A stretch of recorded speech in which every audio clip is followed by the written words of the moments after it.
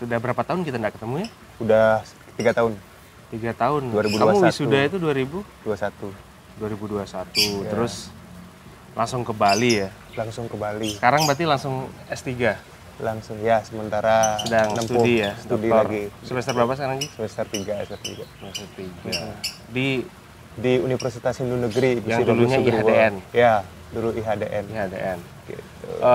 Tadi kita diajak keliling-keliling Puri ya, jadi sekarang itu kita sedang ada di Puri, Tegal Tamu. Di desa Batu Bulan, Kecamatan Sukawati, Kabupaten Gianyar. Kabupaten Gianyar. Ya. Kalau dari Denpasar sekitar 30 menit. 30 menit lah, nggak jauh ya. Jadi, tapi bisa lebih karena macet ya. Iya. Karena macet. Oke, 1 jam itu nggak cukup, saya rasa ya kalau untuk keliling-keliling Puri ini, karena luas. Nah, Ji, di Bali itu hampir setiap pelosok Bali ya, itu ada purinya. Bahkan di Denpasar juga kan ada puri kan. Nah, puri itu sebetulnya apa Ji? Maksudnya di konteks sosial masyarakat Bali itu posisinya, terutama Bali modern, puri itu fungsinya itu apa? Ya, kalau misalnya kita berbicara, maksudnya sebelum kita masuk ke posisi puri di konteks modern ini kan, kalau misalnya di konteks dahulunya kan pasti tempat tinggalnya raja, Mas. Gitu. Tapi kalau misalnya sekarang di zaman modern ini puri lebih pada kondisi kondisi menjadi pusat-pusat kajian budaya, pusat kebudayaan. Jadi karena kan kalau di Bali itu misalnya lontar-lontar, pusaka-pusaka dan lain sebagainya itu lebih banyak disimpannya di puri dia. Gitu, karena dulu kan zaman puri juga menjadi pusat pemerintahan zaman kerajaan dulu. Jadi itu juga yang menyebabkan bahwa banyak benda-benda peninggalan penting itu ada di puri. Termasuk kan juga dulu juga banyak itu benda-benda puri yang dijarah ke negara mana gitu yang menjajah Nusantara dulu gitu. Karena banyak pusaka-pusakanya juga. Terus pusat-pusat sastra juga, Mas. Karena di Puri kan dia dulu juga menjadi pusat pembelajaran gitu. Makanya sastra-sastra, kitab-kitab gitu, lontar-lontar banyak tersimpan dengan baik di Puri gitu. Hanya disimpan tapi juga dikaji juga nggak? Dikaji juga. Jadi Puri ini kalau di sini Puri itu sangat terbuka dengan kalau misalnya ada penelitian atau apapun. Jadi Puri di sini sangat terbuka untuk itu. Tapi kan tetap juga disesuaikan dengan yang mana yang boleh digunakan sebagai penelitian. Karena ada yang memang open akses, ada yang enggak ya.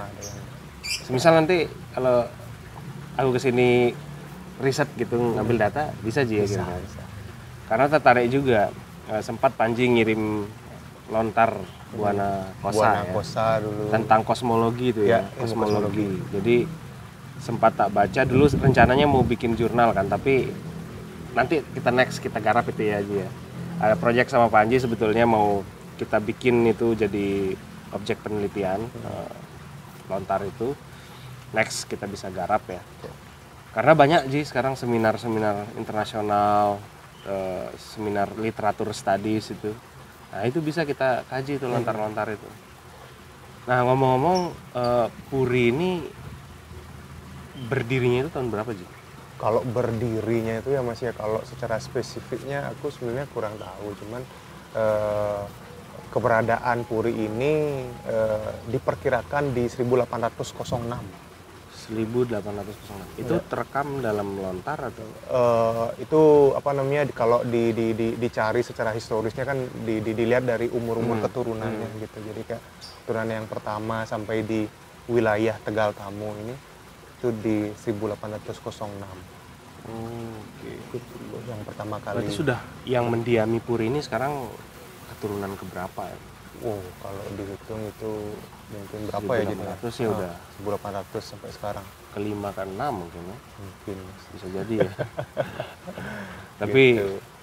Keren sih. Artinya kalau kita lihat bagaimana arsitekturnya, terus tata letak ya. Kalau bahasa orang-orang umumnya itu ya feng shui-nya lah. Tadi kan sempat ngobrol juga sama pemangku ya. Jadi mereka itu membangun puri ini itu seperti kelopak bunga ya. Ya, ada Teratai konsepnya ya? itu disebut dengan, kalau di sini dikenal dengan astadala. Jadi semua bangunan yang ada di puri ini berhadapan dia.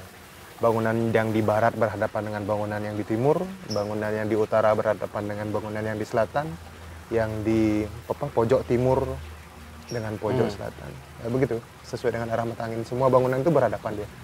Gitu, ada konsep astadala namanya. Itu juga kalau misalnya lontar-lontar yang digunakan, sumber-sumber tertulisnya ada di Astakosalokosali dia namanya. Untuk apa namanya? Untuk itu tulisan arsitektur sebenarnya.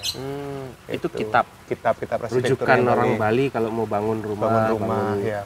Terus puri, ada juga ya. salah satunya lagi satu ada apa? Astabumi. Kalau Astabumi itu untuk apa namanya? Nyikut karang yang lebih besar dia, maksudnya untuk membangun pura itu dipakai Astabumi. Kalau Astakosalokosali untuk tempat tinggal. Gitu. Oke.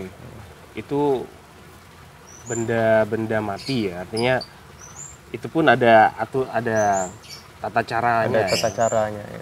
Dan itu turun temurun. Nah, apalagi kita kalau ngomongin hubungan manusia dengan manusia, gitu. Bagaimana mengelola sosialitas ya. Kalau puri itu sekarang kan misalnya kalau dulu raja yang menempati puri ya Ji. Kalau sekarang selain untuk pengkajian, masyarakat luar yang di sekitar puri ini bagaimana relasinya dengan puri? Ya, mungkin kita akan berbicara otoritas puri ini. Otoritas puri. Otoritas purinya itu sejauh mana di apa namanya, di lingkungan sosialnya. Jadi kalau misalnya di puri ini pertama itu pasti karena dulu kalau misalnya di sini kan keturunan raja di sini itu Mas. Jadi ada yang berperan sebagai seniman, ada yang berperan sebagai pemangku gitu, ada yang berperan sebagai apa namanya pendeta atau pandita gitu. Jadi itu fungsi-fungsi sosial itu. Jadi masyarakat itu juga ke puri ini meminta pertimbangan juga Mas gitu. Terkait dengan kesejarahan, pertimbangan terkait dengan adat dan lain sebagainya. Jadi makanya karena terkait dengan puri ini sebagai pusat studi juga, jadi masyarakat juga terkait dengan pertimbangan-pertimbangan kebijakan-kebijakan yang akan dilakukan, yang mungkin ada unsur politisnya, ada unsur terkait dengan bagaimana apa namanya, kalau misalnya ada tamu itu ada aturan-aturan adat yang mungkin perlu dikaji kembali. Biasanya tokoh-tokoh puri itu yang secara langsung dia melakukan peninjauan kembali gitu. Juga bisa berperan sebagai penasehat adat juga. Nah, mungkin fungsi-fungsi itu yang bisa apa namanya, secara otoritas puri untuk saat ini gitu. Tadi ada keturunan yang ditugaskan untuk pendidikan ada akademisi gitu, akademisi untuk agamawan, sama satu lagi untuk politik juga, tabibnya juga ada yang khusus untuk berfokus pengobatan. Misalnya di sini banyak juga lontar-lontar pengobatan Mas. Ada penerusnya itu ya, maksudnya ada sampai sekarang. Di semua bagian itu ada aja. Ada semua ya, ada aja, tapi kadang tidak bersamaan dia. Jadi mungkin apa namanya, itu apa ya, kalau dibilang secara natural juga pasti ada aja Mas gitu. Maksudnya kayak yang akan berfokus ke pengobatan pasti ada gitu. Kalau di sini masih terjaga itu. Yang berperan untuk seni, kan kalau di Bali itu seni itu bukan hanya untuk pertunjukan aja, tapi untuk pengabdian juga Mas gitu. Kalau misalnya nanti apa namanya, keturunan di puri diundang gitu oleh masyarakat untuk apa namanya, membantu upacaranya gitu, apa namanya, misalnya perlu penari gitu untuk apa namanya, untuk melengkapi upacara itu. Jadi apa namanya, langsung tuh orang-orang di puri itu diundang oleh masyarakat untuk datang gitu. Jadi relasinya kayak gitu Mas gitu. Jadi itu yang membuat hubungan antara masyarakat dan puri itu menjadi terjaga dan harmonisasinya di sana. Terus juga kalau misalnya di puri di sini kan salah satu keturunannya ada juga berperan sebagai mangku dalam gitu. Jadi ada upacara di rumah-rumah di masyarakat gitu. Diundang beliau untuk Oke, kayak kiai lah ya, ya. untuk Misalnya ada memimpin hajatan, upacaranya. ada acara nikahan atau Ya, apa ya. diundang. Itu ngundangnya itu dari tokoh yang ada di Puri. di Puri ya gitu. Jadi kayak gitu dia relasi yang Kalau untuk otoritas itu kan pasti ada wilayah otoritasnya ya. ya, Kalau misalnya Puri ini yang kita sekarang di sini itu mengikuti batas administrasi pemerintah atau mereka pakai wilayah sendiri. Misalnya kayak Puri ini tuh dia sampai mana batas administratifnya lah.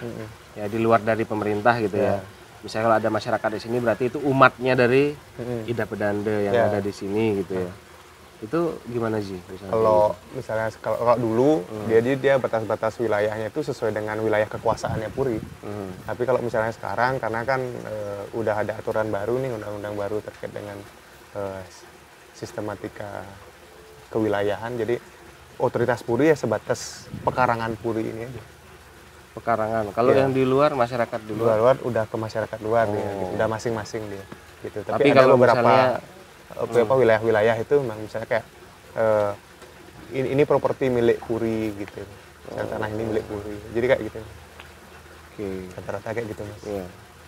Karena itu menariknya ya, kalau di Bali itu luar biasanya itu bagaimana mereka meskipun kita bilang Bali itu epicentrum modernisasi di Indonesia bagian tengah dan timur ya.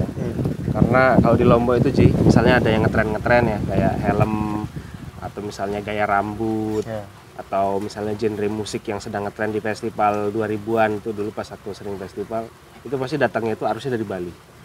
Ngetren misalnya style rambut kayak gitu, anak-anak Bali, anak-anak Bali Lombok lah yang di Mataram itu ya. Itu yang mereka membawa dari Bali gitu.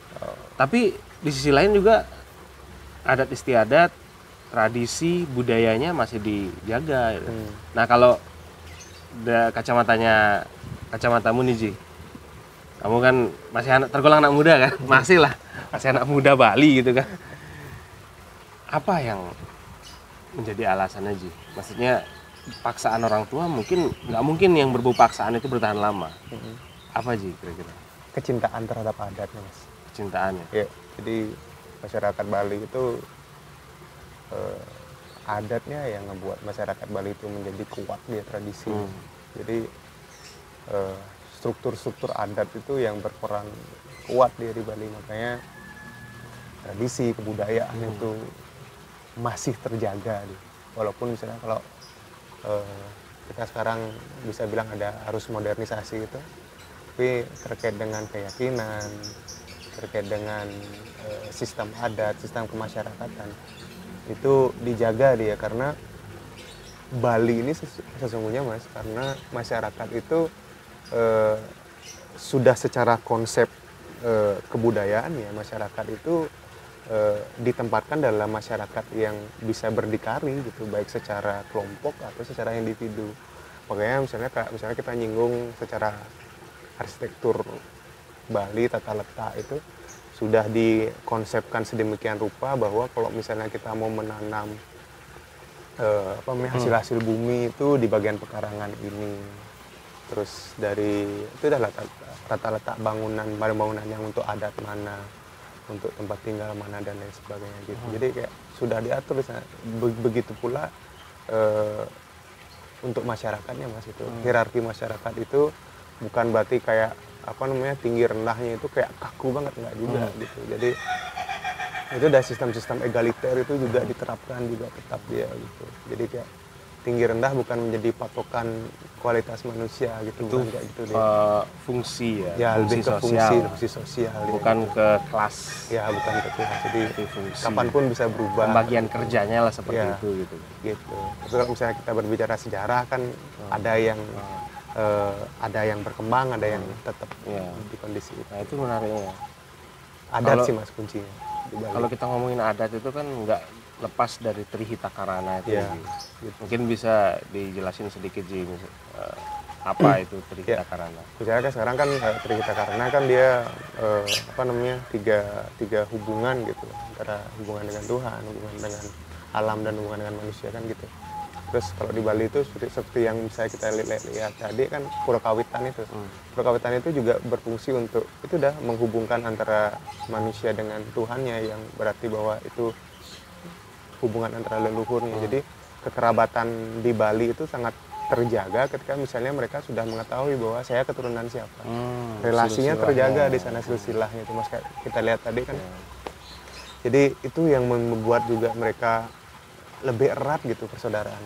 Terus juga kalau misalnya kita berbicara terhadap alam ya itu konsep-konsep asta bumi, asta kosali itu sirkulasi udara dan lain sebagainya juga termasuk dengan upakara yang ada sajen pakai canang gitu. Itu konsep-konsep yang dipertahankan gitu, bahwa walaupun kita tidak secara langsung, maksudnya kayak kita mengaturkan canang hari ini, efeknya langsung hari ini mungkin nggak secara langsung bisa kita rasakan gitu, tapi konsep keyakinan itu kan kadang beyond dia. Nah, jadi itu yang dipegang oleh orang Bali, bahwa keyakinan terhadap harmoni itu yang sangat-sangat dijaga. Kalau secara hubungan dengan manusianya, yaitu relasi-relasi antara seperti halnya misalnya di Bali kan kelompok masyarakat itu terdiri dari Banjar-Banjar.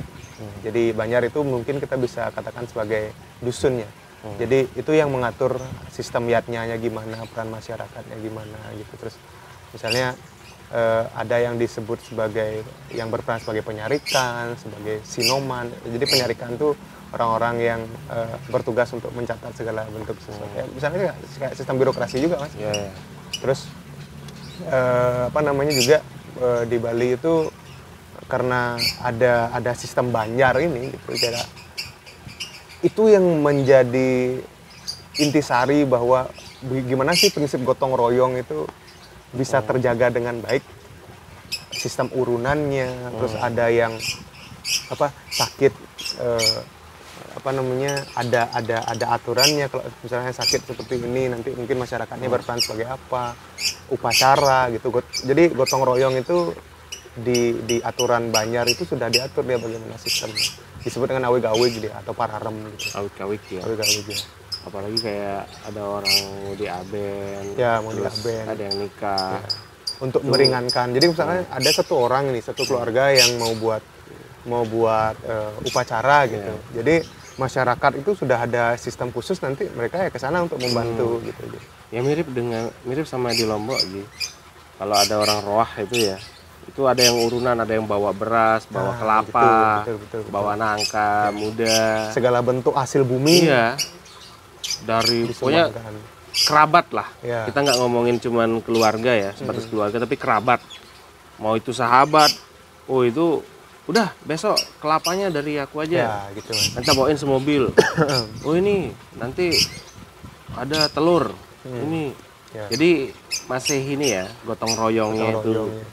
Tapi kalau di Lombok ya, itu mulai luntur sama catering. Ya. Usaha catering kan, ya praktis, efisien, efektif gitu ya. Tapi ya orang kemudian lebih pragmatis, ngapain roah gitu ya.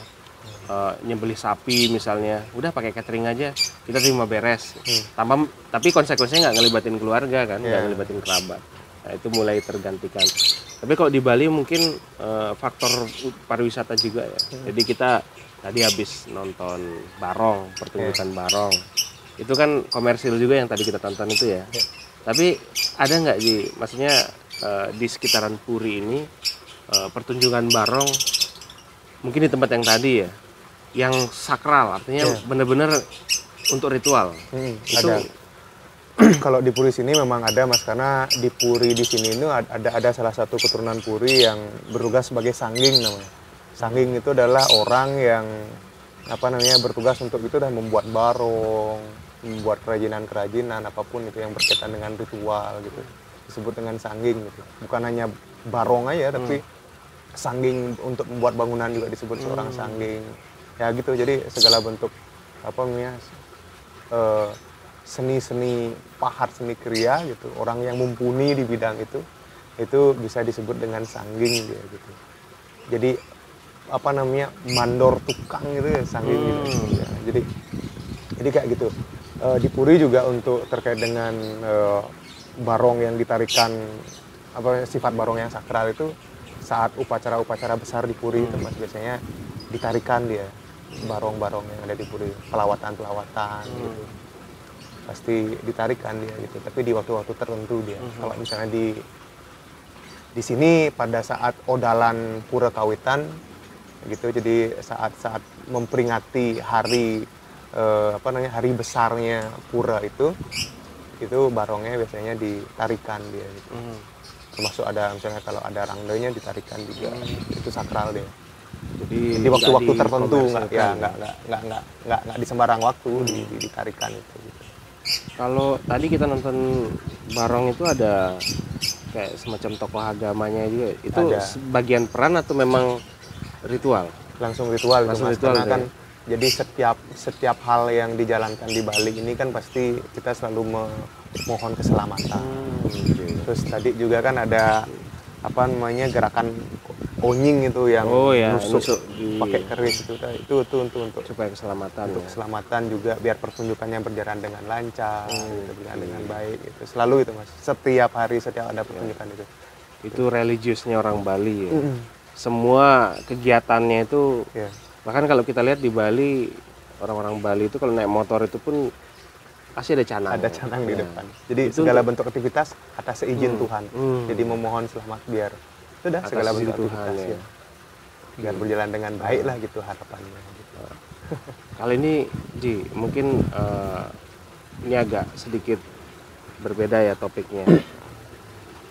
Kalau ada pura gitu, terus biasa anak-anak mudanya itu minum arak dulu di luar. Nah kalau katanya Lingga ya, aku pernah nanya, itu sebetulnya semua urusan dunia itu jangan dibawa ke dalam pura. Di luar selesaikan dulu, baru ketika berdoa di dalam pura itu husuk gitu. Nah gimana itu Ji kalau di sini? Ya, aku sependapat sama apa yang dibilang sama Lingga gitu. Jadi kayak misalnya urusan keduniawi itu, kalau kita ke pura kan kita fokus kepada bagaimana kita memuja Tuhan, bagaimana kita memohon restu, memohon kebaikan, keseimbangan diri sama Tuhan kan gitu. Jadi ya sangat tidak diperkenankan ketika misalnya sebelum masuk pura tuh minum arak gitu, maksudnya minum dalam arti mabuk ya Mas. Kalau misalnya minum mungkin 1 gelas loki itu kan untuk menghangat. Jadi kalau itu sih nggak apa-apa gitu. Kalau misalnya dalam kondisi mabuk kita masuk ke pura kan nggak dibenarkan juga gitu. Jadi itulah kondisi-kondisi itu ya. Mungkin sekarang juga dari PHDI juga lagi membina umat. PHDI itu apa? PHDI Parisada Hindu Dharma Indonesia. Parisada Hindu Dharma ya. Ya, jadi sudah jadi MUI-nya lah ya. Majelis Ulama, Majelis tokoh-tokoh agama Hindu ya. Itu gitu. Organisasi Hindu se-Indonesia ya. Se-Indonesia. Jadi sudah melakukan pembinaan itulah biar masyarakat juga tersadarkan bahwa pura itu fungsi awalnya apa. Karena banyak ya kayaknya kalau kita ngomongin oknum umat beragama itu pasti ada ya. Itu Mas. Ya mau di Islam, Kristen, maksudnya mereka ya beribadahnya nggak khusyuk gitu ya. Artinya cuman mungkin ke pura atau pergi ke tempat ibadah nyari cewek ya, atau untuk gaya-gayaan ya pasti ada gitu kan. Ada. Karena seolah identiknya seperti itu gitu ya. Artinya kemudian sisi rohani, sisi spiritualnya mungkin mereka nggak prioritaskan. Jadi ada juga ke pura untuk ya itu dah cuma mencari kesenangan semata atau apa gitu. Pasti tapi ya begitulah pura sebagai salah satu, pura ini kan sebagai benteng juga Mas.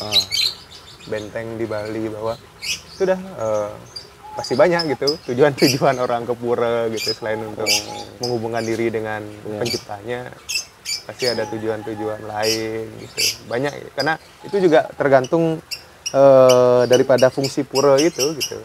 Gitu. Ada juga pura yang untuk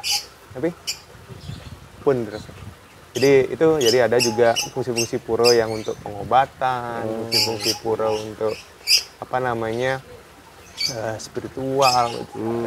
spiritual dalam arti untuk apa? Kalau di Bali dikenal dengan kediatmikan gitu Mas. Kalau ada ilmu-ilmu kebatinan gitu, ada pura yang sekarang ada di sini pura keluarga, ada lagi banyak fungsi-fungsi pura. Nah, kita mumpung sama orang Bali nih, mumpung sama Panji. Kalau kita ngomongin Bali itu kan sering orang ngomongin lea, lia ya. Ya, lihat. Itu sebetulnya lia itu apa sih? Ji? Maksudnya kalau kita ngomong ya secara mereka itu tujuannya apa, terus supaya apa yang mereka kerjakan. Ya.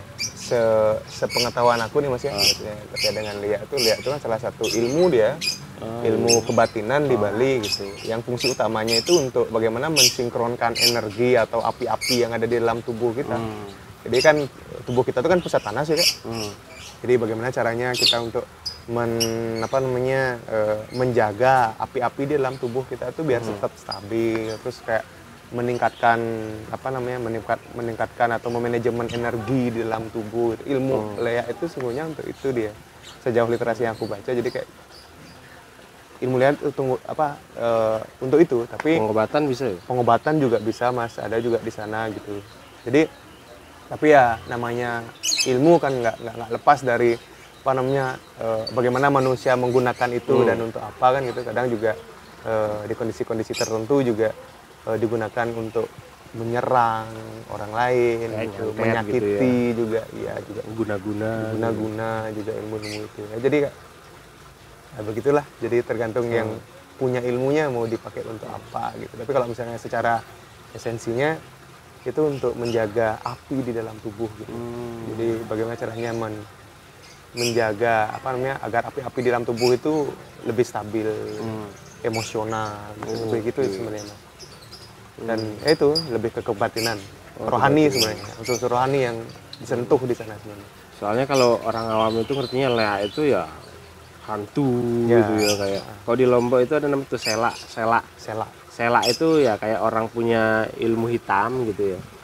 Bisa berubah jadi hewan, bisa berubah jadi pohon, dia nakut-nakutin orang. Ya gitu, kalau di Bali juga ilmu lea itu juga ada yang berkonotasi lebih ke hitam, ada yang lebih berkonotasi ke putih gitu juga. Kayak gitu dia. Terus ya tergantung penggunaannya sekarang gitu kan. Jadi tergantung manusianya mau dipakai untuk apa ini. Oke, itu soal lea ya. Jadi kalau kita searching di YouTube itu banyak itu ilmu mistis lah. Ya, jadi kesannya kayak yang tadi dibilang sama Panji nggak nampak itu rohaninya ya, bagaimana tadi untuk mengontrol emosi. Tapi yang lebih tonjolkan itu bagaimana lah ini berantem, saling serang, mana yang kuat-kuatan gitu kan. Sering itu kalau kita jumpai di YouTube gitu ya. Oke, kita dapat satu penjelasan lain tentang lea ya. Nah, kita lompat lagi nih Ji. Kita balik lagi ngomongin puri. Tadi ada foto Ida Pedande Made Sidemen ya. Nah, itu boleh diceritain Ji? Ya. Ida Pedande Made Sidemen itu salah satu tokoh besar Bali Mas. Salah satu tokoh sastrawan Bali juga. Jadi banyak karya-karya beliau di dunia susastra Bali gitu. Jadi beliau juga seorang visioner bisa aku bilang, karena beliau juga banyak peran sentralnya itu untuk membangun masyarakat Bali. Contohnya mungkin dari segi itu arsitektur, seni gitu. Terus terkait dengan bagaimana perjalanannya beliau menjadi seorang sannyasin gitu. Menjadi apa? Sannyasin yang mengasingkan diri dari keduniawian gitu. Terus karena beliau kan juga sebagai seorang pendeta ya. Jadi itu udah banyak ajaran-ajaran yang sangat berperan gitu untuk masyarakat Bali. Terus beliau juga banyak melahirkan gaya-gaya maksudnya style dalam bentuk seni itu, misalnya kayak topeng atau apa. Jadi beliau memberikan nuansa atau sentuh-sentuhan gayanya Ida Pedande Made Sidemen gitu sekarang.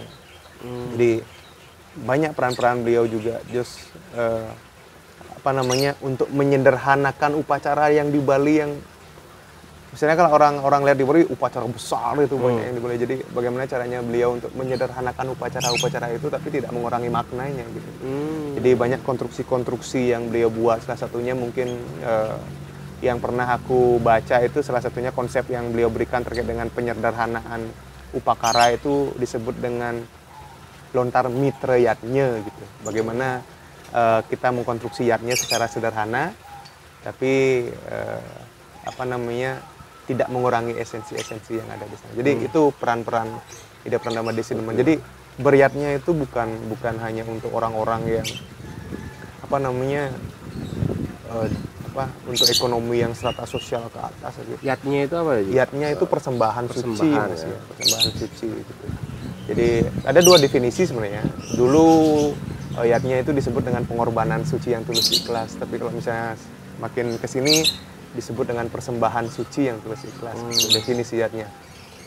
Jadi itu dia. Jadi bagaimana cara masyarakat beryatnya dengan nyaman, dengan sederhana gitu. Itu ide Pradama Desi Demen sangat banyak memberikan sentuhan-sentuhan edukasi kepada masyarakat bahwa yatnya itu tidak hanya yatnya yang dikatakan yatnya yang baik itu bukan yang besar gitu, bukan hanya itu aja, tapi yatnya yang baik itu juga dari hal-hal yang kecil juga. Itu banyak konstruksi-konstruksi itu yang beliau tulis di dalam lontarnya dan akhirnya digunakan sebagai pedoman oleh masyarakat saat ini gitu. Dulu dirimu kan tesisnya tentang beliau tentang juga ya? Beliau juga kebetulan. Angkat Geguritan Selampah Laku. Ya, Geguritan Sampah Laku. Gitu. Jadi kalau misalnya aku nilai yang mungkin bisa aku ambil dari beliau itu ya nilai kesederhanaan itu, Mas. Kalau misalnya secara akademis mungkin kita sebut dengan nilai-nilai asketis itu, perjalanan asketis gitu. Jadi ya bagaimana manusia lebih menempatkan dirinya sebagai sosok manusia yang mengurangilah hal-hal yang berkaitan dengan keduniawian gitu, atau jadi kayak kan dia ada istilah yang beliau beliau sematkan gitu di Lontar Sampah Laku itu guna dusun itu, bagaimana kita itu adalah pelayan untuk manusia lain gitu. Jadi nilai utama dalam kehidupan manusia itu adalah ketika manusia mampu memberikan pengabdian penuh terhadap manusia lain, berguna untuk manusia lain. Jadi tidak hanya untuk diri sendiri gitu. Kita bukan hidup untuk mengunggulkan diri kita sendiri. Jadi kita juga harus bisa mengunggulkan manusia lain gitu. Jadi nilai-nilai itu yang aku bisa asketisme itu yang kamu kaji dulu dari beliau. Jadi itu nuansa-nuansa itu yang sebenarnya juga salah satunya membentuk aku sekarang gitu, dari aku bertemu dengan, walaupun tidak bertemu secara langsung, aku cuma membaca. Itu dibikin buku nggak, Ji, tesis semua itu? Waktu ini ada tawaran dari salah satu penerbit gitu. Harusnya dibikin buku itu, biar aku bisa baca maksudnya kan? Ya semoga lah, Mas, kalau ada jalan ke sana. Bisa kita kaji itu di Jogja juga, karena tokoh-tokoh macam seperti Gandhi ya, tokoh-tokoh spiritual kalau di Islam itu kaum sufi itu ya, yang mengajarkan asketisme itu sebetulnya universal sekali. Artinya tidak harus umat Hindu yang kemudian bisa belajar dengan sosok beliau itu ya. Artinya siapapun yang masih mau menjadi manusia dan memanusiakan manusia lain itu pasti relate. Dan beliau Ide Pradama Desi Demen juga, Mas,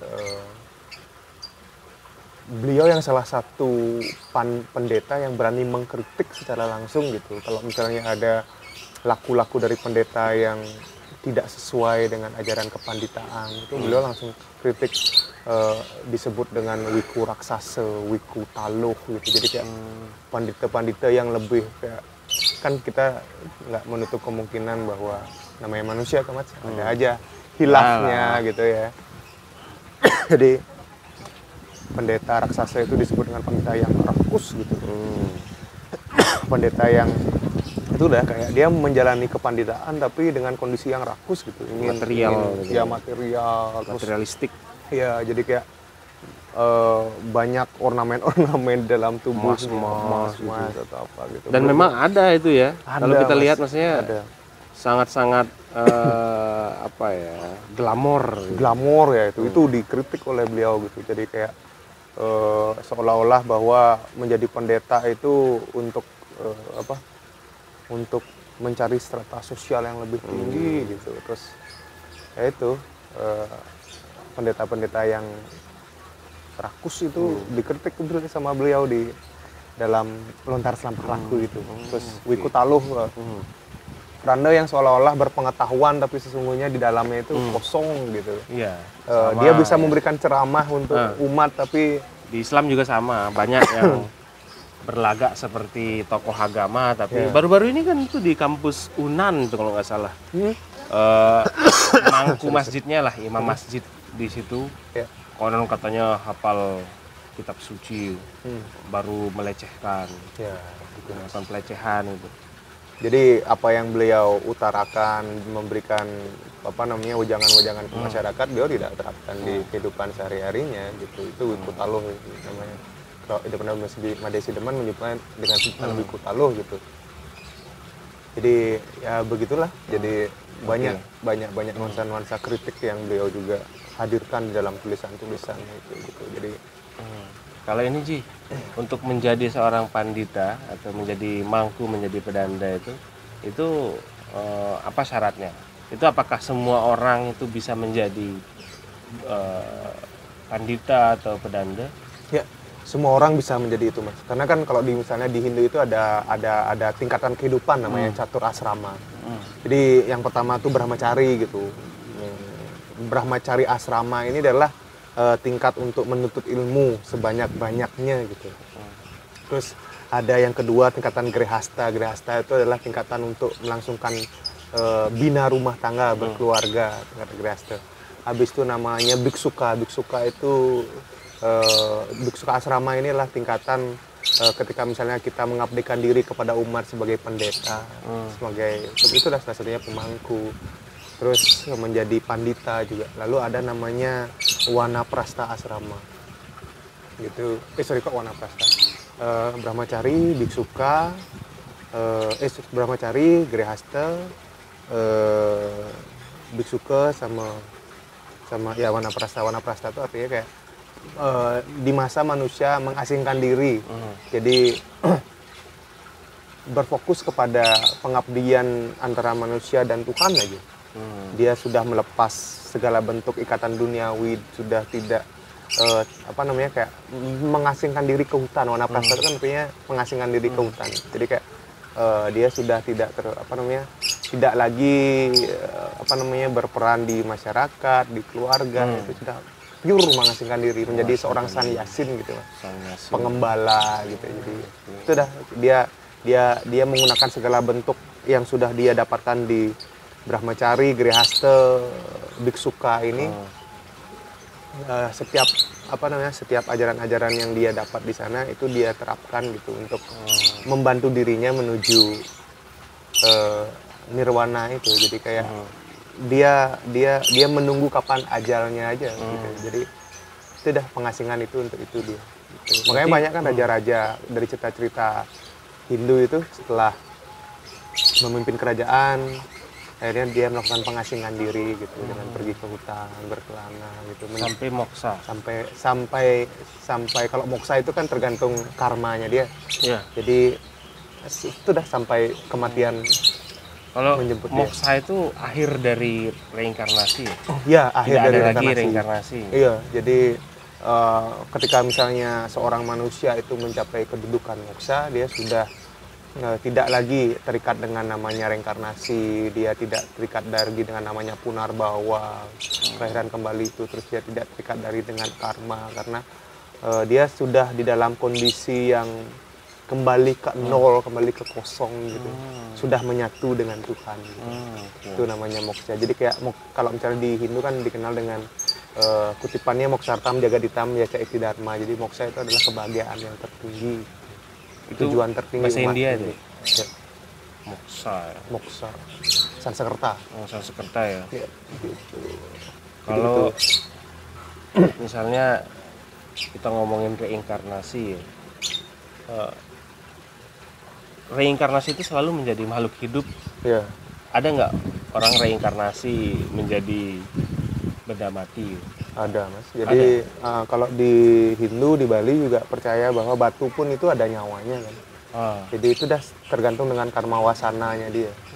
Jadi kalau misalnya kita sebagai manusia itu juga kan itu kelahiran yang utama dianggap.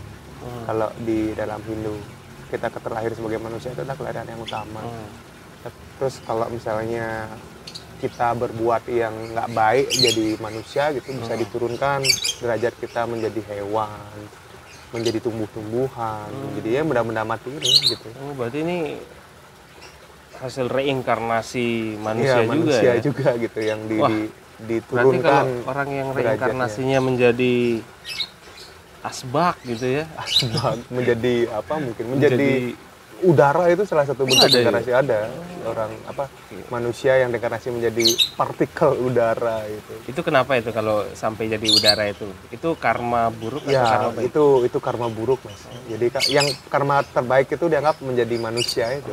Terlahir kembali Menjadi manusia gitu. Misalnya gini sih kan, kalau kita ngomongin secara biologis gitu ya, kan adanya manusia itu karena adanya pembuahan, kemudian ada laki-laki perempuan sexually gitu ya, melakukan hubungan lalu ada persembuhan melahirkan anak gitu. Mungkin nggak reinkarnasi terjadi dalam satu keluarga?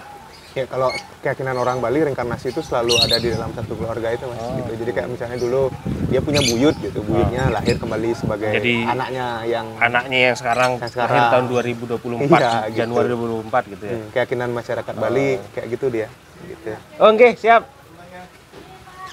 Nggih, Pak. Nggih. Gitu. Jadi itu dia. Makanya kan ada istilahnya kalau misalnya di tempat sembahyangnya gitu, tempat sucinya di pekarangan rumah itu kan ada rong telu namanya. Rong telu itu dah pemujaan kepada leluhur itu ya yang berreinkarnasi nanti.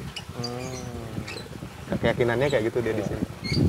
Oke, berarti itu ada hubungannya nggak dengan pemujaan terhadap leluhur? Ya, yang sangat. tadi ada ritusnya tadi ya, ada wujud bangunan sucinya, suci untuk memuja terhadap leluhur itu, berarti nyambung juga ke situ. Nyambung juga. Makanya sekarang kalau di Bali itu hidup kita itu cuman tidak hanya ditentukan oleh diri kita aja gitu, ditentukan oleh leluhur kita gitu. Jadi kayak keberhasilan yang kita capai di dalam kehidupan itu ada pengaruh leluhur juga. Itu keyakinan masyarakat Bali kayak gitu.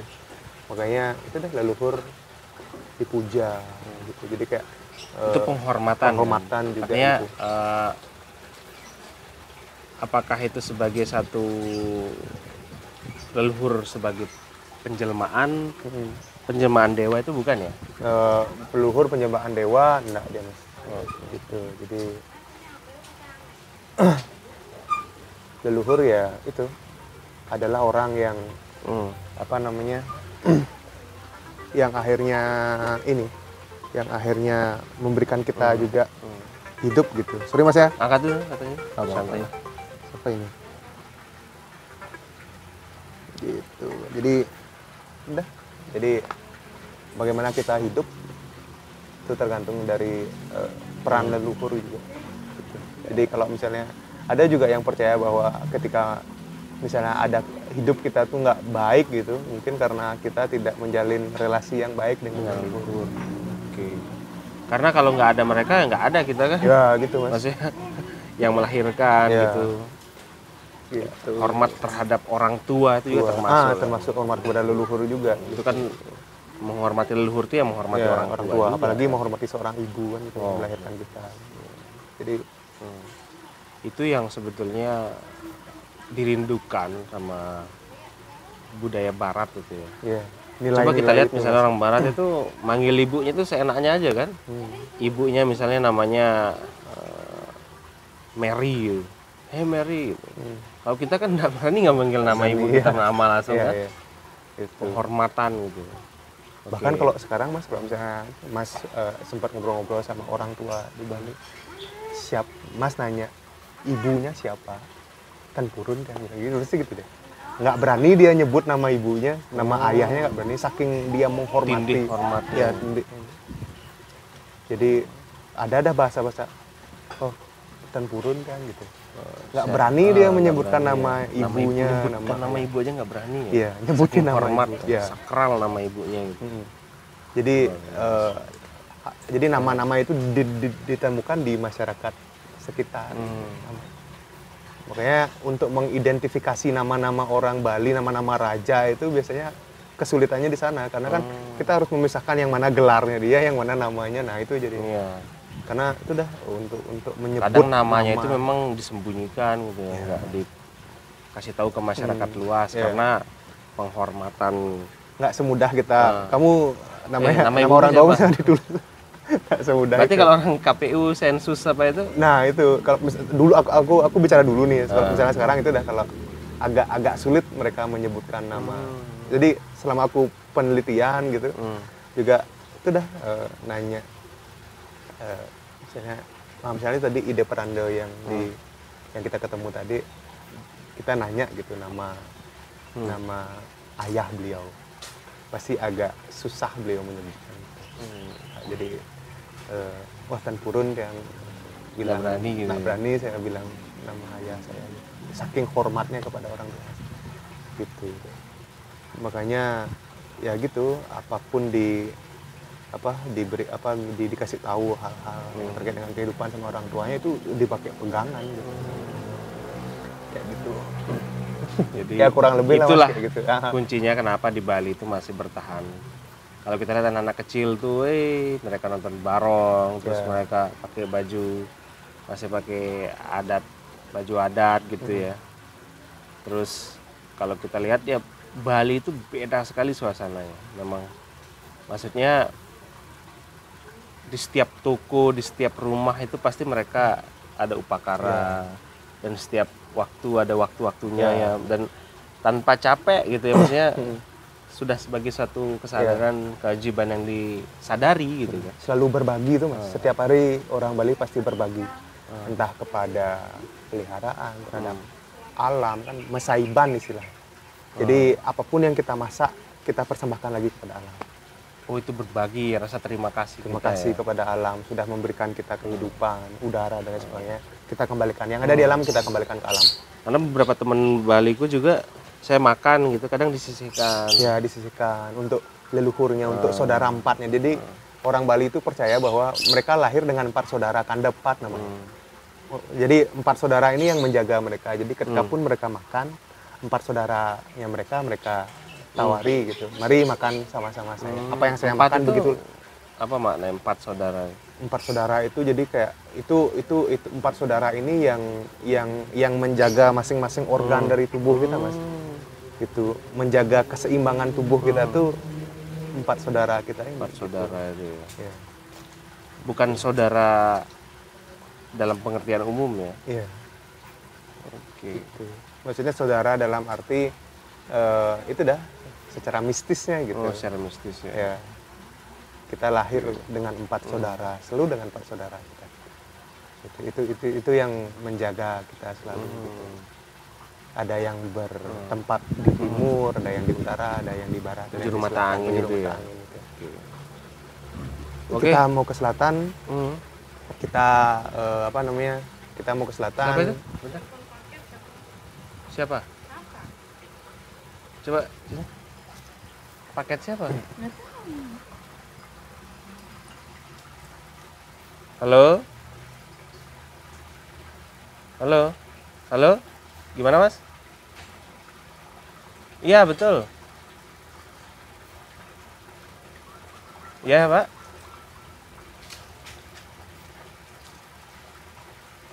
Oh iya, dikirim ke Pak Marnoto. Oh, astaga, coba sebentar sama istri saya nih yang lebih paham. Alamat ayah itu untuk ngirim kemarin. Oke, ini udah sejam kita ngobrol-ngobrol sama Panji. Intinya itu aku penasaran sih, kenapa Bali itu sampai kapanpun ya Bali gitu kan. Dan kita jangan lihat perubahan modernisasi kalau ke Kuta, ke Legian ya, gimana orang-orang di sana kan yang ke barat-baratan yang ini, tapi kita lihat bagaimana Puri ini masih menempati kedudukan fungsi sosialnya di masyarakat ya. Terus bagaimana juga tadi ada tokoh Ida Pedanda Madesi Demen ya, yang dulu juga di Puri ini memahat ya, bikin topeng dan seterusnya, dan memberikan pengajaran juga. ini penerus, enggak penerus. bukan penerus secara ini ya, tapi meneruskan legacy ilmu pengetahuan beliau itu sudah dikerjakan sama Panji melalui tesisnya. Semoga kedepannya bisa jadi buku. Oke, thank you Ji. Kurang lebih itu Mas. Thank you. Kalau ada Ini salah ya mohon maaf lah Ampure gitu. kalau bahasa Ampure. kalau di Lombok itu ampure, yang ngendeng maaf lamun narak salah. Ya, aku juga pengen ngomong maksudnya kalau pengen bicara untuk Ya. untuk teman-teman yang lebih modelnya ada hal-hal yang keliru mungkin dari hal yang aku ucapkan kan apa yang aku berikan, aku obrolin ke Mas Odi juga nanti Santai, bisa dikritik gitu ya. Santai, ini kan kita berdiskusi. Sharing lah gitu. Oke, thank you Ji. Ya, Kita nanti ketemu kamu main-main ke Jogja.